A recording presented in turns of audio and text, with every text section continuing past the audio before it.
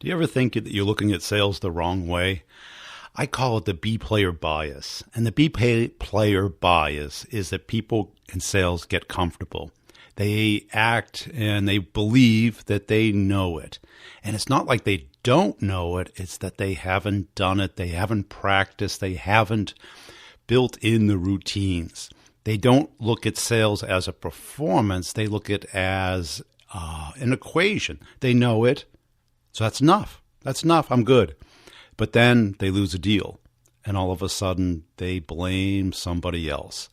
The timing, the customer, the product, somebody on the team. And it doesn't matter because you're not going to get paid.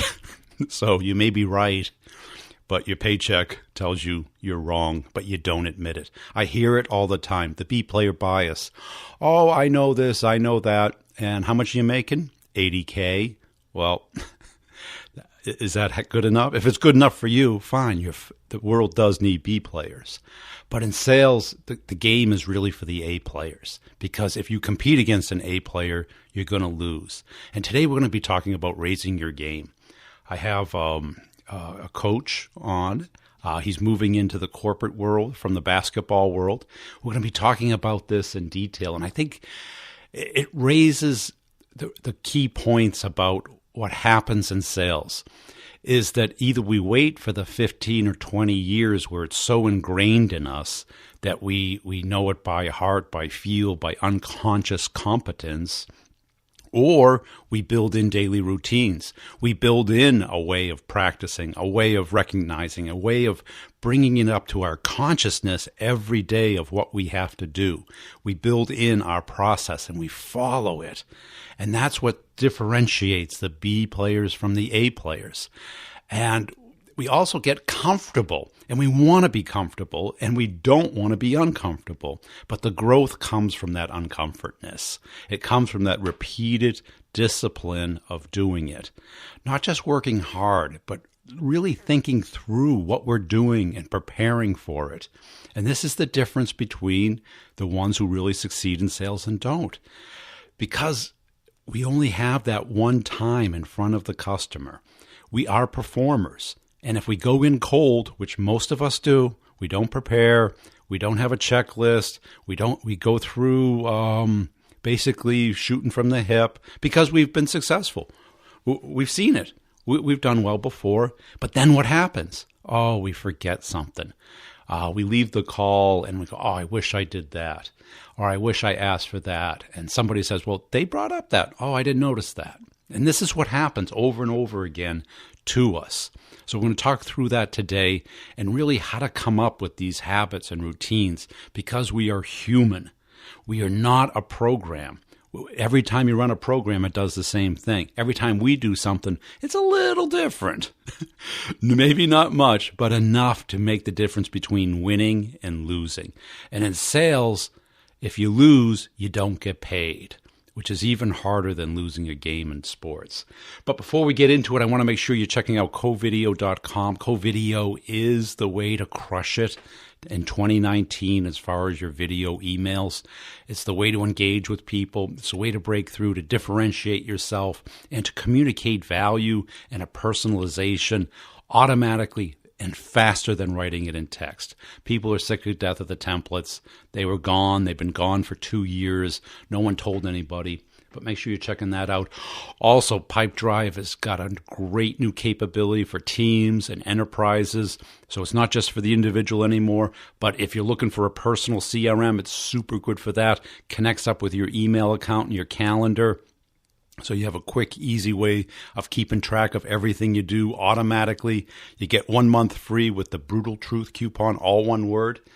So check it out. Let's get into the interview with Alan Stein. He's got a new book called Raise Your Game. It's really interesting. I heard him on another podcast, and I definitely wanted to get him on mine and talk through this because these analogies of sports play well because sales is a game, whether you admit it or not. You're playing whether you volunteer or admit it or not. And most likely you're losing if you're not focused on winning. So let's get into the interview and I'll sum it up at the end. Hey, Alan, thanks for joining us today. As a way of getting started, tell us about yourself. Well, I guess the short version would be basketball was my first identifiable passion that I fell in love with the game at probably 5 or 6 years old.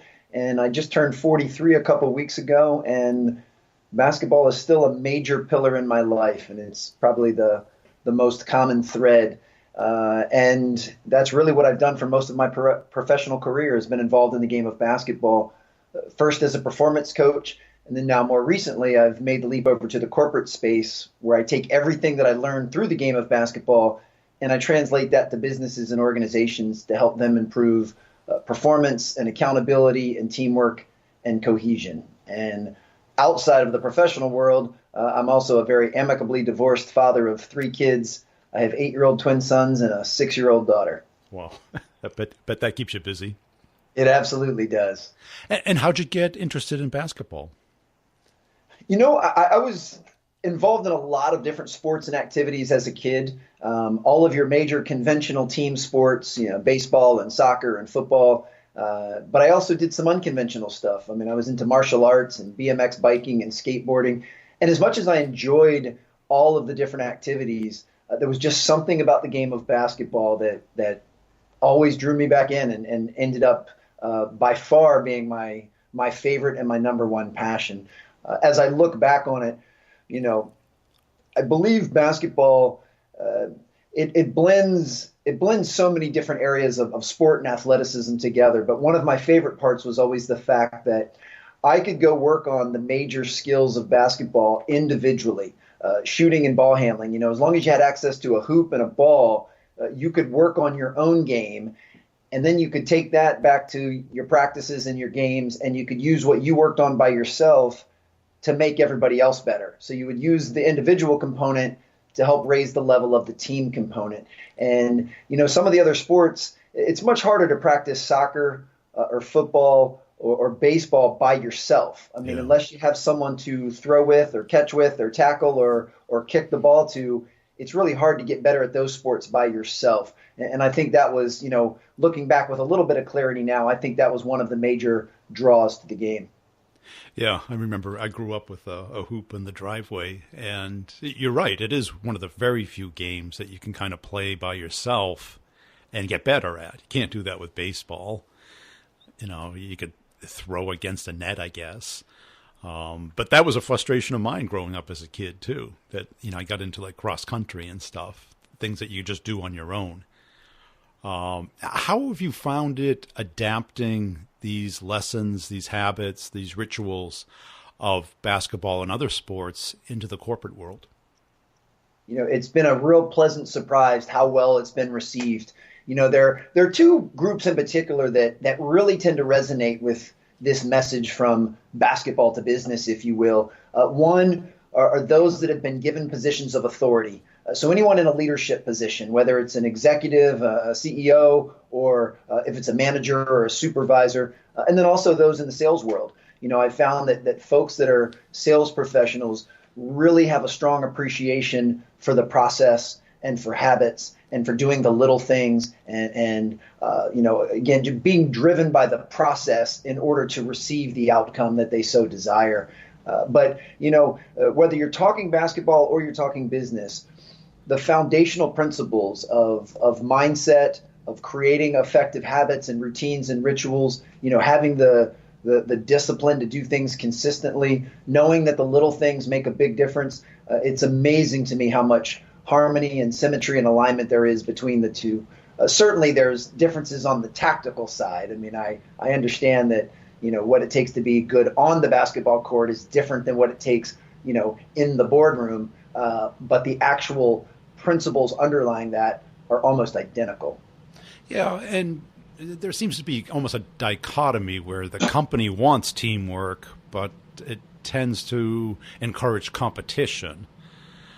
That's something I've always found, like certainly between sales and marketing, even within the sales team, the leader would like they call it friendly competition, but it didn't stay friendly for long.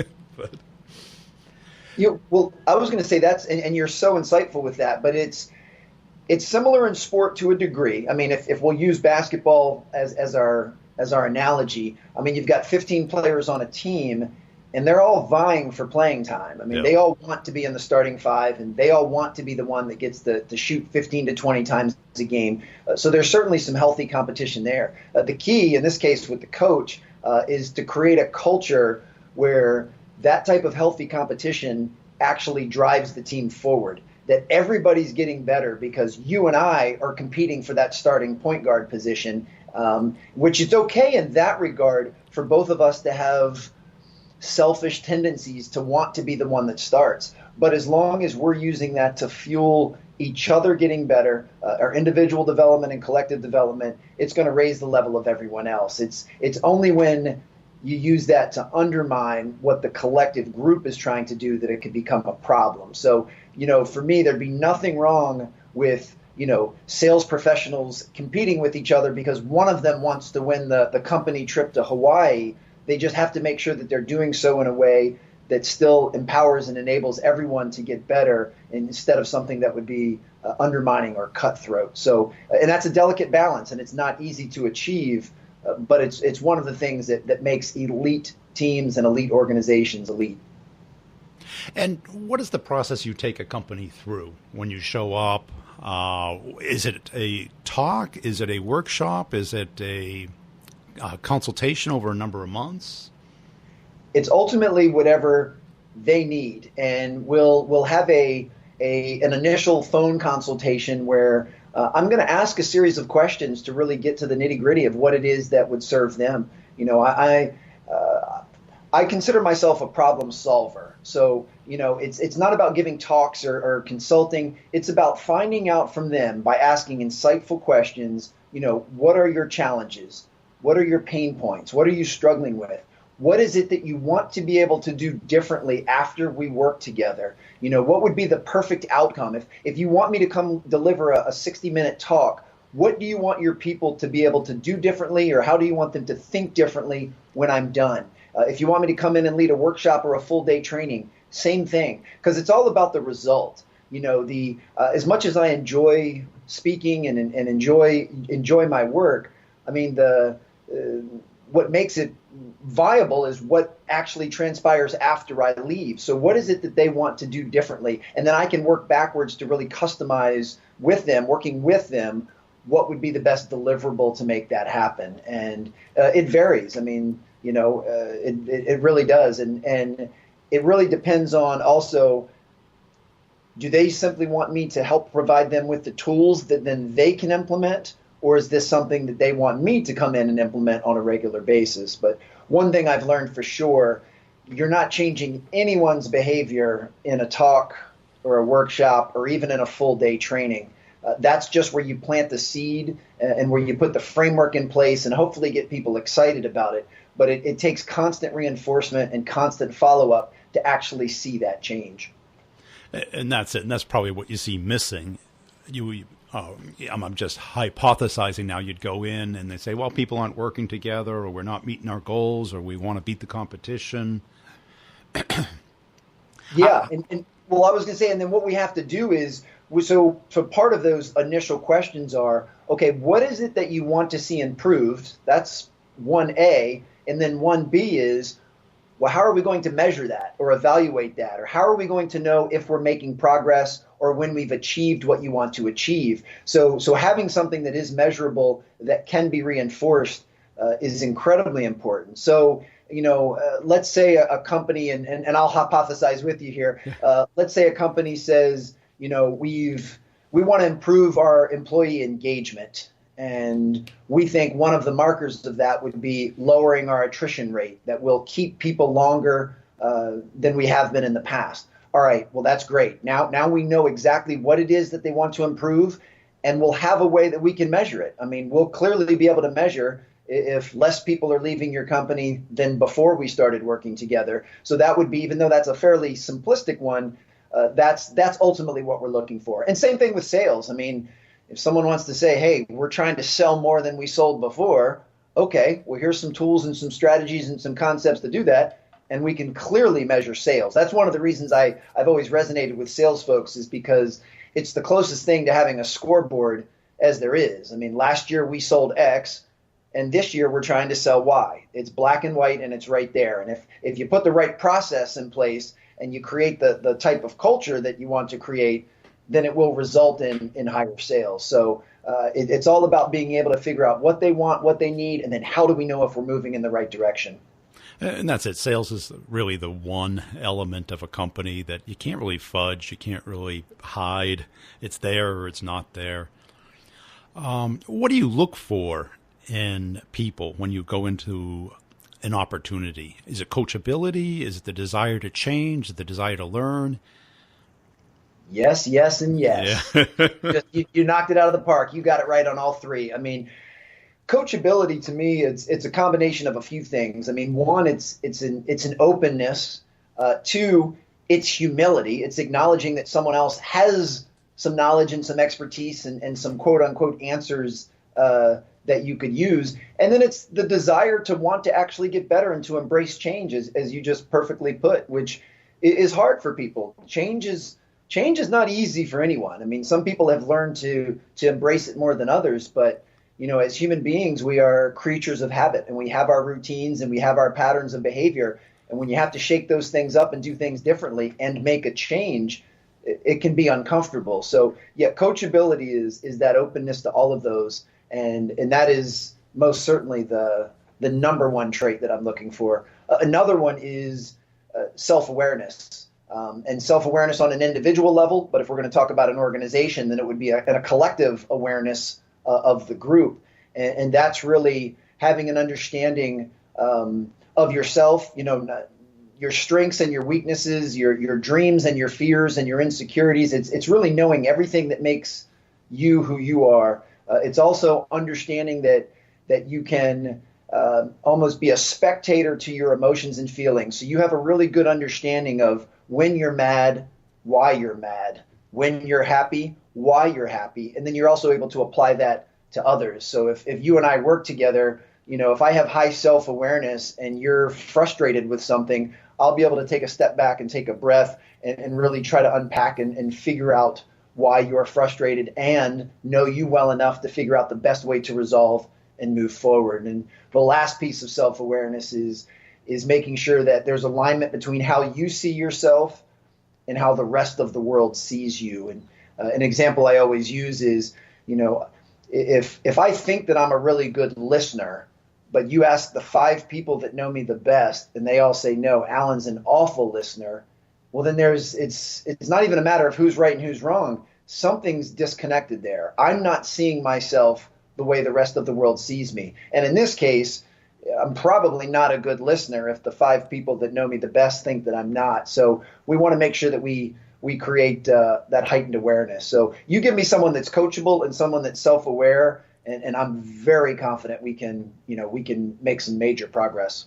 And have companies asked you to kind of get involved in their hiring process? Because those are the elements that I hear from sales leaders all the time. Because too often they get the person who's completely out for themselves, is delusional about their skill set, and of course blames everything but them for the problems that they're having. Well, the hiring process is crucial. I mean, that's where you need to be incredibly selective and have a very tight filter. And hiring, and I'm going to make a rather blanket statement because I know every situation is different, but I find that the most successful organizations and teams, they hire based on fit for culture. So is this person, are they going to fit into the culture of what it is that we do? Because it's really hard to change people otherwise. Or in addition to fit for culture, it all goes back to the soft skills and the emotional intelligence. Like, does this person have the EQ to do what we need them to do? Because we can teach technical skills. If we have a sales protocol or a sales process, we can teach that. But you can't really teach work ethic, and you can't teach character, and you can't teach honesty, and you can't teach self-awareness to a degree. So for me, you would need to decide what it is that you value and who it is that you're looking for to bring in, and then make sure that the entire interview process is in alignment with what it is you're looking for. And I know that sounds incredibly obvious, but I also have realized over time that just because people know something, it doesn't mean they do that. Yeah. And we all might know on an intellectual level, well, yeah, obviously the hiring process should be in alignment with what it is you're looking for, but often that doesn't happen. And perfect example could be, you've got somebody they've got the most amazing resume and pedigree. They're a Harvard graduate and all of these accolades, and you can be tempted by that because you're thinking, wow, this person's really sharp. They've proven their track record with this. But if they're not a fit for your culture, if they're not, you just have to be real careful about who you let on your bus, because that's going to determine the long-term sustainable results of any business, and you have to be real selective. Yeah. And let's start talking about the book a little bit. What distinguishes the high achievers from just the A players? One of the things that distinguishes the two is a respect and appreciation for the basics, and that the best never get bored with the basics. They understand that those building blocks are the foundation to which the entire house is built. And, in basketball, we're talking about the fundamentals, making sure that your footwork and your shooting form is perfect.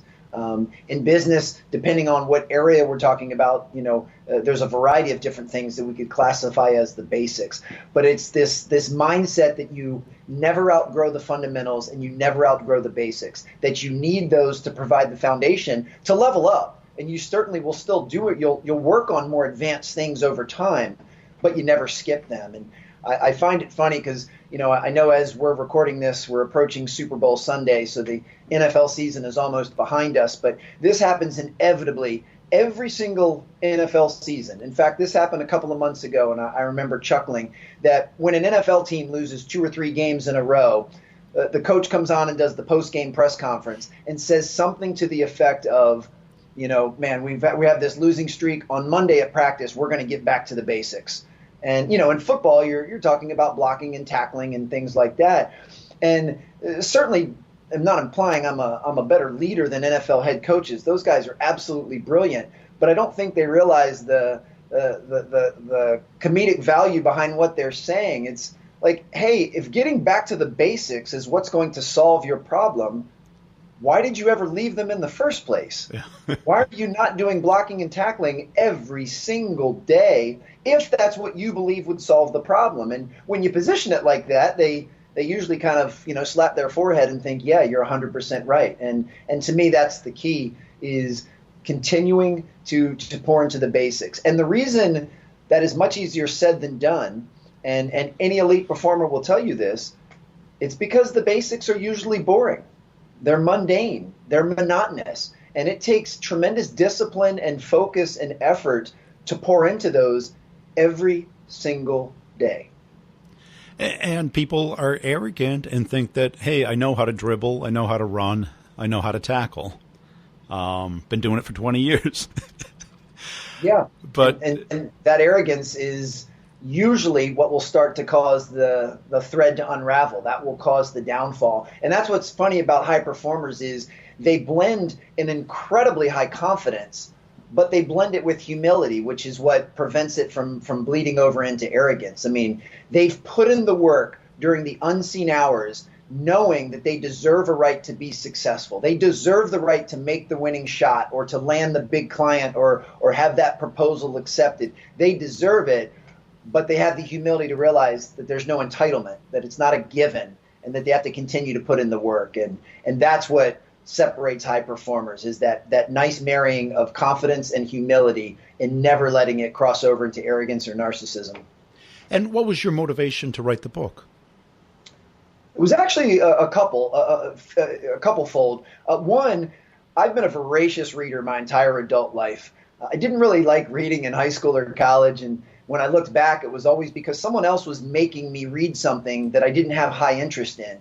So as soon as I graduated from college and realized, hey, I can read anything I want on any subject I want, then I started devouring books. And, I'm sitting here in my home office right now, and I'm looking at my bookshelf, and I can quickly see 4 or 5 books that have had a monumental impact on my life, that I actually saw the world differently after reading that book. And I just thought to myself, if my journey as a basketball performance coach, and I collect all of the stories and lessons and concepts and takeaways, if I could put those in a book and they could offer value to someone else, if someone could read the words that I wrote and it could change the way they think or slightly alter their perspective, that would be a really cool thing. And that was one reason for writing it.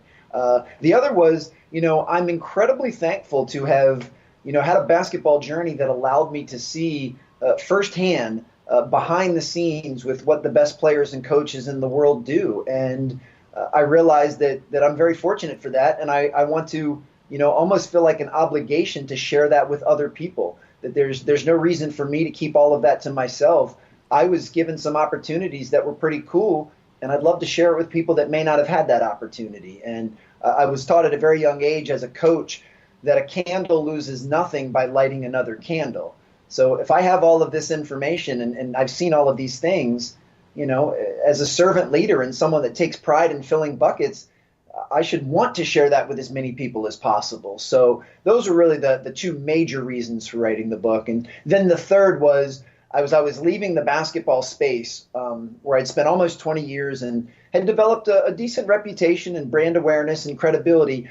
And I was leaping over to the corporate space where I didn't have any of those things. I knew that the book would help add credibility and would help expose my philosophy and message to folks in the corporate space who might not be familiar with my work. And let's talk about that for a little bit. How do you go about getting those corporate opportunities on an outbound approach? Everything in my life always comes back to relationships.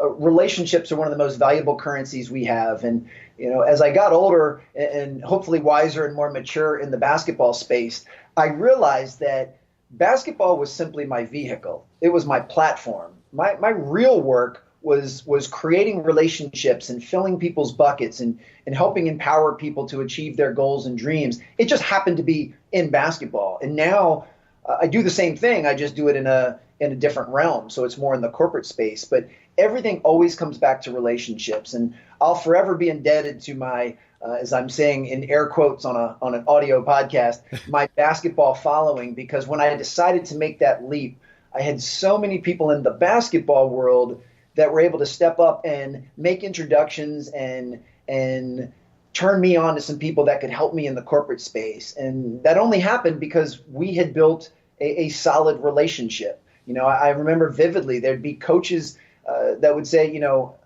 hey, I've got a cousin who owns a company. They're always looking for speakers. Let me introduce you to him. And one of the neat parts about all of this is how connected social media can make us if used correctly. Because I had people that I had never met in person, but they would send me a message and say something to the effect of, Alan, I followed you on Twitter for a couple of years. I really appreciate the drills that you provided. They've worked great with my team.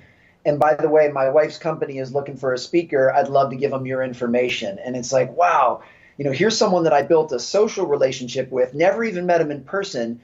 And they're kind enough and gracious enough to extend an olive branch and make an introduction for me as I make this leap into this new space. And that's, again, I'll just be forever indebted to the basketball world because they helped give me a springboard onto the corporate side. And now that I'm on the corporate side, I work very hard to make relationships here and deliver the most value possible to any group that I work with in hopes that, they'll receive value, but then they'll refer me to other folks and colleagues.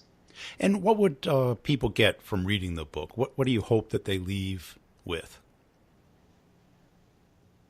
They're gonna learn the principles of high achievement and high performance. And I intentionally wrote the book in a way that I hope it's an easy read. It's a light read. I hope that it's entertaining. It's chock full of stories, firsthand stories of my life, but also of the folks that I've had a chance to observe. But most importantly, there are little checklists at the end of each chapter, and there are some tangible takeaways that if people can actually implement that stuff, then they'll start to see a change in their life. I mean, it's one thing to read a book, but it's another thing to read a book and then actually take the stuff that was shared and implement it. And certainly I'm hoping for the latter, because it was an old adage, when I was a kid, and almost everyone has ever heard this, that knowledge is power. That's not really accurate, or at least it's incomplete, because knowledge in and of itself is utterly useless. It's the application of knowledge that's powerful. So, I've got all of these books sitting on my bookshelf. If I didn't read any of them, then they're just sitting on my shelf. And then if I read them, but I don't act upon them, I don't do anything different, then once again, they're rather useless. But when you read something and you internalize it and you run it through your filters and your convictions and you decide to act on it and you make a change, then you're getting somewhere. And that's certainly the goal of the book. And are you a big believer in habits versus just that motivational shot in the arm? Most certainly. I mean, the motivational shot in the arm can get you started, and it does make you feel good, and it can help alter your mindset, but ultimately it's very, very short-lived. Yeah. I do find it funny because there's just we kind of lack the terminology for what it is that I do. I mean, I define myself as a coach. I'll always be a coach, and instead of coaching players on how to run faster and jump higher, now I'm coaching businesses on how to improve performance and cohesion and culture. But I'm a coach. But most people, they'll say, "Oh, you're a motivational speaker," because that's just kind of what people call it when you stand in front of people on a stage and you talk. And I usually, nod in agreement because I know what they mean. But that's really not it. I mean, yes, I would hope that when I'm on stage and I'm sharing my optimism and my positivity and I'm a high energy guy, I do hope there's a motivating feeling to that and that there's something that I'm saying that folks do find inspiring. I hope that's a result, but that's far from the goal. It's really about giving them the tools they need to make those changes because, how happy we are, how fulfilled we are, how successful we are, those are directly related to our daily habits. It's what we do every single day that determines those things. Success is not determined by what you do every once in a while or what you do when you feel like it or what you do when it's convenient. Your success is directly related to what you do every single day. So habits are the foundation of everything we do. And it's kind of cool that I have a quote that's up in the Penn State football weight room, and it says, "Are the habits you have today on par with the dreams you have for tomorrow?" And I've always loved that because if it's not, then one of those things needs to change. You either need to improve your habits or you need to lower your dreams because the two things they're not in alignment. And it's funny that you laughed because that's what most people do. If you were to walk up to someone and say, "Oh, you really need to lower your dreams. This isn't going to happen for you."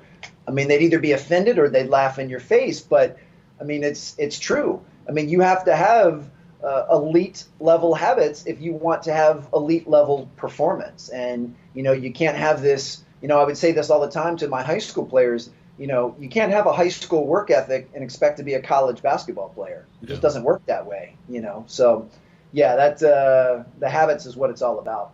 Hey, this has been a fun conversation. Where do people go to connect with you, learn about your work, and get your book?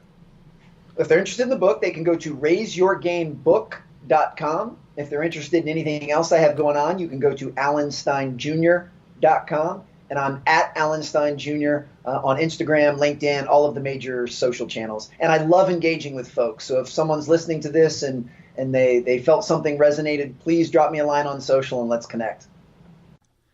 I think my sales world changed when I started looking at sales as a game. I started to break it down and put together the elements so that it was simplified. Too many of us look at it as what I call a treasure hunt, where we take one clue and we go hunt for the next clue. We go spot to spot to spot, and we don't understand the whole terrain, the whole game field, the game board. And that's what I try and do in the training classes, break it down to the system. Because we're all looking for the silver bullet, but the silver bullet is the system, our system, how we play the game, our routines, our gambits, our sequences. This is what really differentiates us from everybody else. And sales is not a repair profession. I did a video on everyone having objection handling all wrong. You do. Why spend all this time reading a book or reading a stupid blog from phony research about how to handle rejections? What we need to do is invest that time, not spend it, invest that time in how to prevent the objections. You know when you ask for time, did I earn it? If you earn that time, they will suggest it. If they're asking about price, 9 times out of 10, it's just because they don't know what to ask for. I usually use that, well, you guys can definitely afford it if it makes sense. That answer prevents the cost objection ever coming up. And say, or you can say, well, it's 100K plus or minus 90K, depending on what you need. What you want to do is prevent getting pulled into the ditch that our customers naturally pull us into by not acting like a salesperson. Everybody out there is begging for time, trying to tell everybody how much they'd love to do business. Yes, everyone knows that you would love to have their money. They know that. There's no mystery there. What we have to do is earn it. We have to earn it by focusing on what they want. So if you can define your sale down to a game, then you can break it down into the skills. Then you can break it down and again to prevent the bad things from happening and ensure that the good things are happening. And get the hell out of your comfort zone that, oh, I closed a big deal last quarter. I'm cool. I don't need any practice, any thought, any documentation on what we do. I know what I'm doing. The number of times I've heard that in my career, and then when the person fails, they lose a deal, they bring a big goose egg in for the month of the quarter, and they always blame somebody else. That's what the loser does. Now, when you heard the interview, when 100% of the coaches are asked after they lose 3 games in a row, we got to get back to basics. Why? Because they got comfortable. They got comfortable that they knew them. And it's not about knowing. It's about doing. It's about stumbling and getting out of that little comfort zone every day a little bit to review the checklist that I know it all. How many times have you forgot something traveling? How many times have you lost your car keys, your cell phone? I use the pencil for my iPad example. You know what? Now that it sticks to the iPad, I never misplace it. And I never really lost it. I just put it a foot away from where I thought it was, or a couple of inches over here or over there. When you have routines, when you have systems, this becomes your silver bullet. And why not learn from somebody who's been doing it for 25 years and has made all the mistakes that you're going to make? So this is the key to becoming a great performer. And if you don't look at sales as a performance, if you look at it as like, I know the equation, you're going to lose. Why? Because you're human. And it's a fatal flaw that I see too often. So I listened to this podcast a couple of times. I've done one a couple months ago with another coach from the Yankees. And you got to ask yourself, am I really that good that I don't need some kind of routine, some kind of practice, some kind of system, some kind of way of defining your game? Because I got to tell you, I talk to salespeople all day, and I can ask them, what's your process? What's your routine? Well, it depends on what they say. No, that's their routine. That's not your routine. How do you prevent them from going into the ditch? Because the natural process is to not buy. What we end up doing is only finding the people who have already decided to buy. The real money is getting the people who should buy to buy, and buy now instead of when they have to. Too many people wait till they have to. They fix their car when it won't start. They fix their furnace when it won't turn on, instead of that maintenance, that routine that when they should have done it. And now they have to wait in line, call the tow truck. This is our job as salespeople, and how to become great at our game and become the top player, because that's where all the money is. If you're comfortable being a B player, stick there. Don't listen to this podcast. There's plenty of better stuff. Go listen to Joe Rogan, Adam Carolla. But if you want to become good, you really got to come up with your system. So check out the courses at b2brevenue.com. If you're serious, pick a time. If you're not serious, don't pick a time to talk about it. And what courses have is 3 major things. It has the recorded content that you can consume at your pace. It has office hours with a group meetup twice a month, and you get unlimited one-on-one coaching. So this is kind of the full package of how to get your game to the next level. So commit a 12-month period to get your game to a whole nother level, to build the habits, the routines, and I'm throwing in a lot of bonuses. So talk to me about it. We'll see you next time. Hey, are you sharing my content on LinkedIn? Come on. Join the Brutal Truth About Sales and Selling company page there. I'm putting out funny videos as well as content. I put out a video every day. It's also on YouTube, Brian Burns Sales Podcast on YouTube. So make sure you check that out. Thanks for listening.